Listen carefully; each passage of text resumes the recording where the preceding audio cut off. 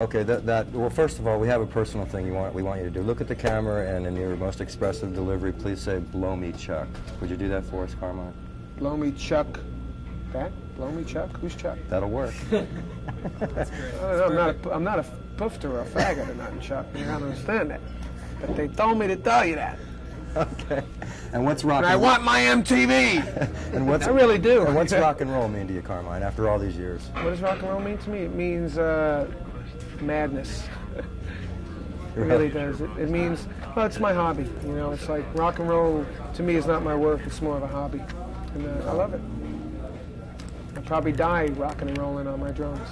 What have you found any new or future rock and roll stars in some of the drum clinics and contests that you've been having? I have, not particularly in these ones, but I've had students of mine that have really done well. Like the drummer who was with Rainbow for the last 4 years is one of my students. Rick Springfield's drummer is one of my students. My brother's like probably my prize student. You know, he was with Sabbath for 2 years. And so I have had a lot of my students. The original drummer of Beatlemania was one of my students. I've had a lot of my students go on and do well, which really makes me feel good. You know, and I'm sure a lot of these guys that we're, you know, seeing on this tour are going to go on to do good things. Like, succinctly, what do you look for when you're judging this? How tough is it? We have the subjects are style, originality, technique, showmanship, and audience response. Now, by telling the audience that, it really gets a sporting event atmosphere happening, you know, and it's quite unique. Who knows? Maybe in 10 years we'll be doing drum battles in Madison Square Garden. You know, I mean, it could be, you know, northeast, east divisions, and because the drummers are mad. There's 4 million drummers in this country. And really? There's plenty of room for us to do our thing. You know, even if we just do it for other drummers. You know, so this is really the foundation. This is the first headline drum battle tour that's ever been on the road, and me and my manager like to do first. You know, we like going against the grain all the time. Yeah, sure. And it's fun because it makes things interesting, and people have been coming up to us and saying, "Man, this show is so cool. We've never seen anything like it. You know, my whole life we've never seen anything like this," and they love it. You know, all the places we played have said, "When are you coming back?" You know, but we'll probably miss all the places we played on this one because we're trying to stay. Like last year we did certain cities. This year we tried to stay away from most of the cities. I think we're doing 2 cities that are the same. Next year we'll probably try and stick away from most of it again, just maybe go a little more north. Yeah. And I just thought so it could be a drum league actually that kicks in and like we can set thing. up drum leagues, you know, maybe even state championships, and then every state can be represented at the national championships, you know. Our editor's a drummer. He's going to love working with this tape. So cool.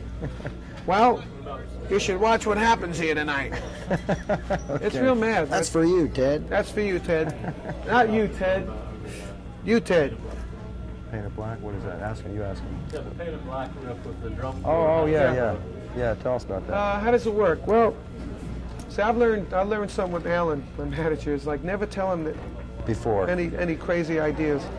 Like I told him maybe we should have some drum corps on the tour, you know, to do Painted Black. So I played Painted Black with USC marching band 2 times in L.A. And I said we already got the drum parts. It might be interesting. So we did the first one in Dallas, and what we did there, when everything was set up on time, it makes it easy, you know. We have a regular show, and we did it right in the middle of the contest. And I said something like, you know, this is like a sporting event, right? And the whole audience go, yeah! I said, well, like every sporting event, we're at halftime now. We're halfway through the event. And at halftime, what do you have? A marching band, right? So here they are. And I introduced the marching band, and they came walking out in their outfits and everything. And they would probably stand in the dance floor area, and the 4 of us rock drummers all played with them. We played Painted Black, and we exchanged 4-bar breaks and 2-bar breaks with the marching band. And it's really a contest of power, because I don't know if you've ever heard like a 12 to 15-piece marching band. It is loud. I had one at my symposium. I had them playing, and I stood in the middle, and I had to hold my ears. I mean, my ears were distorting, and I'm almost deaf anyway from rock and roll. So for my ears to distort, they have to be loud. So the 4 of us and all our monitors versus them gets to be quite a spectacle. We got a standing ovation in Dallas for doing it. Wow. It was unbelievable, you know. We can hardly wait. Then we play a game called Name That Beat, which is exactly what it is. We each play a drum beat, and I ask the audience, all right, who is that? And you'd be surprised the reaction. They go crazy. They start yelling and screaming, and you know, it's like, you know, when you ask an audience, like, what song you want to hear, and everyone goes, "Ah, ah, ah," and you never know what anyone says, you know. Sure. It's the same thing, you know, name that beat, who is that? And they all start screaming at you. And eventually everyone starts getting into one groove, and they start saying Hendrix or Cream or Zeppelin, or, you know, and then we do some of our famous beats, like Bruce Crumb's Molly Hatchet beats, or Michael Gersh's Heart beats, or Sandy's beats he plays with Pat Travis, you know. My beats are too old. I give him BB-8 beats. I really can't give him any Rod Stewart beats. You know, they're all the same. Yeah. You know? So that's why I left.